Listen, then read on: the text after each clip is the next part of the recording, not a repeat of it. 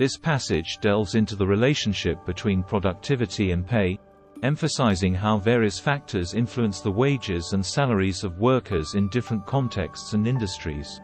Understanding productivity and pay. The discussion begins by framing pay not just as income for individuals, but as a mechanism for allocating labor, a scarce resource. In a free society, people are paid to work, and this payment system serves as an incentive and constraint, ensuring that labor is used efficiently and not wasted, as seen in less efficient economies like the Soviet Union. Factors influencing wages. The core determinant of how much people are paid is the interplay of supply and demand. The passage explains that wages are influenced by the availability of workers, supply, and the necessity of their skills, demand. For instance, an increase in the pay of truck drivers might attract taxi drivers to switch professions. However, the reason why an engineer is paid more than a messenger is not just the scarcity of engineers, but also the value they add to a company's earnings. Productivity. Beyond individual performance. Productivity, often used to describe an employee's contribution, depends on more than just individual effort. It's also influenced by the environment, such as the quality of management or equipment.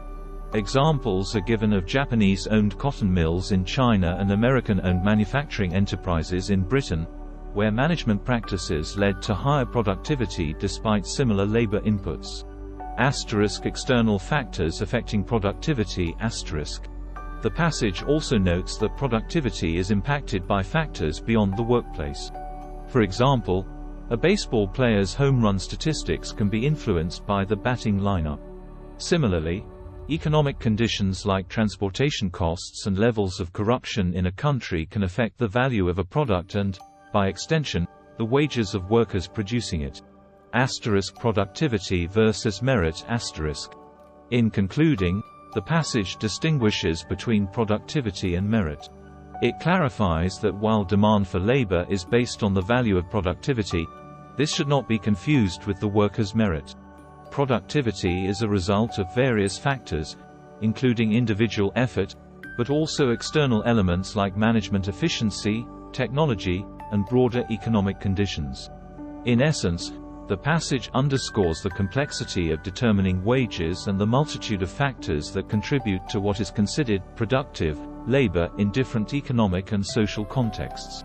This passage delves into the complexities of wage differences, income distribution, and the dynamics of wealth and poverty in a market economy. Pay differences. Supply and demand. The initial focus is on how the supply side of labor affects wages. Employers don't pay as much as they potentially could because other individuals are willing to offer the same services for less.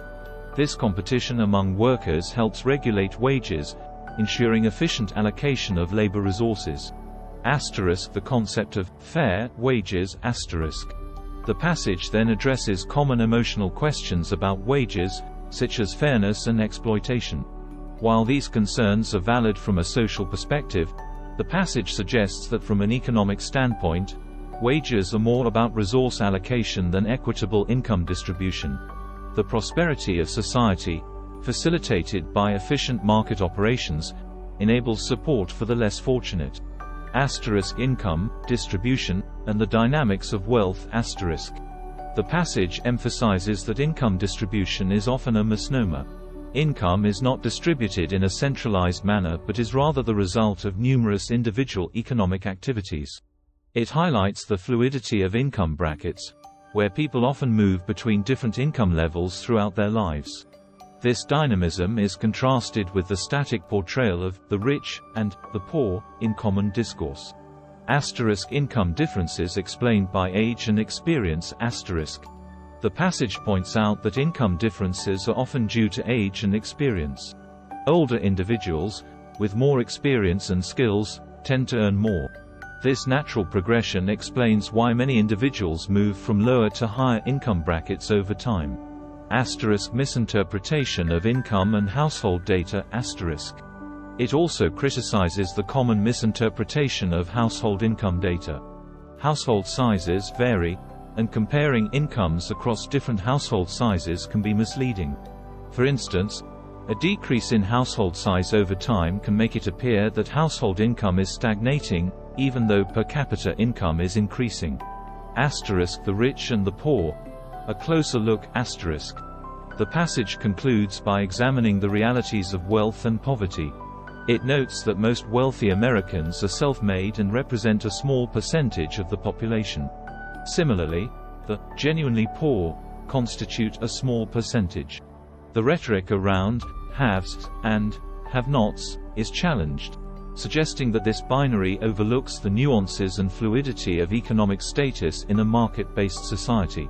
In essence, the passage argues for a more nuanced understanding of pay differences, wealth, and poverty, one that recognizes the role of market forces in shaping income and the dynamic nature of economic status. This passage addresses the evolution of income and economic well-being over time, focusing on how real income, rather than income brackets, is a more accurate indicator of economic progress for individuals. Real income as a measure of economic well-being. The passage highlights that real income per capita is a crucial factor in assessing economic well-being. For instance, most Americans in the bottom 20% in 1975 had higher real incomes by 1991, with many surpassing the average income from 1975. This demonstrates significant economic progress for individuals, even if their income bracket share may appear to decline. Misleading nature of income bracket comparisons. The discussion emphasizes the misleading nature of comparing income brackets over time without considering individual movement between these brackets. Studies following individual incomes over time, like those by the University of Michigan and the Internal Revenue Service, reveal that most people initially in lower income brackets move to higher brackets, contradicting the narrative that the rich get richer and the poor get poorer. Shifts in income dynamics. The passage also notes the shift in income dynamics over the years. For example, in the early 20th century, lower income earners worked more hours than higher income earners, but this trend has reversed in modern times. Now, higher income earners often work more hours, and income spikes can temporarily place individuals in higher brackets. Skills and productivity impact on income. The importance of skills and productivity in determining income is emphasized. As economies have evolved, skills and experience have become more valuable than physical strength, affecting income distribution. This change benefits groups like women, who historically earned less due to a focus on physical labor, and older individuals, who accumulate skills and experience over time. Welfare state and income inequality.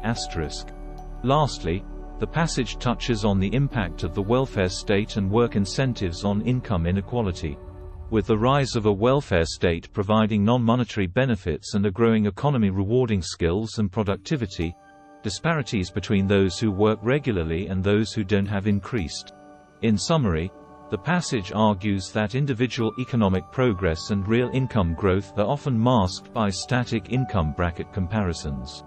It underscores the importance of skills and productivity in modern economies and highlights the complex factors influencing income distribution and economic inequality. The passage discusses job discrimination, focusing on how it intersects with economic principles and the impacts it has on both employees and employers. It also explores the nuanced differences between discrimination and legitimate occupational disparities. Defining discrimination. Discrimination is initially defined as unequal treatment of individuals based on group characteristics rather than individual merit. This can range from outright refusal to hire to channeling certain groups into specific types of jobs. The passage acknowledges that such practices have been widespread historically and globally. Distinguishing discrimination from skill and experience differences.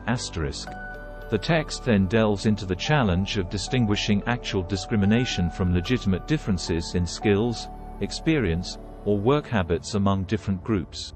For instance, Mohawk Indians were preferred for skyscraper construction due to their unique skills, and Chinese laborers in Malaya were more productive than Malay workers, not because of discrimination but due to differences in work efficiency.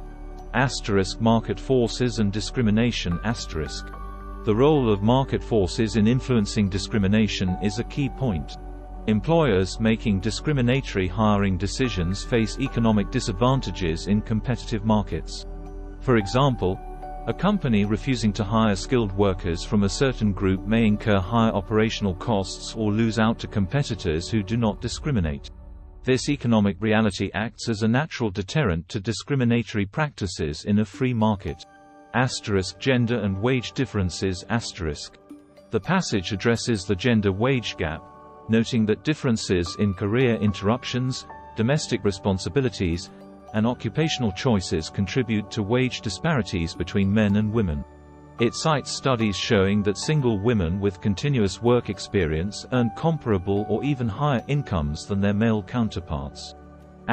Impact of legislation on discrimination. Legislation like minimum wage laws can influence discrimination. In markets with artificially high wages, the cost of discrimination to employers decreases, potentially leading to more discriminatory practices. Conversely, in situations with maximum wage controls, like during World War II, employers were more inclined to hire previously discriminated against groups, such as women and racial minorities, due to labor shortages. Discrimination in government versus private sector. The passage contrasts discrimination in the public sector versus the private sector. It suggests that government agencies, which are not as financially accountable as private businesses, often exhibit greater levels of discrimination. In contrast, competitive markets and the associated costs of discrimination led to less biased hiring practices in the private sector. Conclusion. In summary, the passage provides a comprehensive analysis of job discrimination, emphasizing the complexities of distinguishing it from other forms of occupational disparities and highlighting how market dynamics can influence discriminatory practices. It points out that economic incentives and penalties in the marketplace play significant roles in either curbing or facilitating discrimination.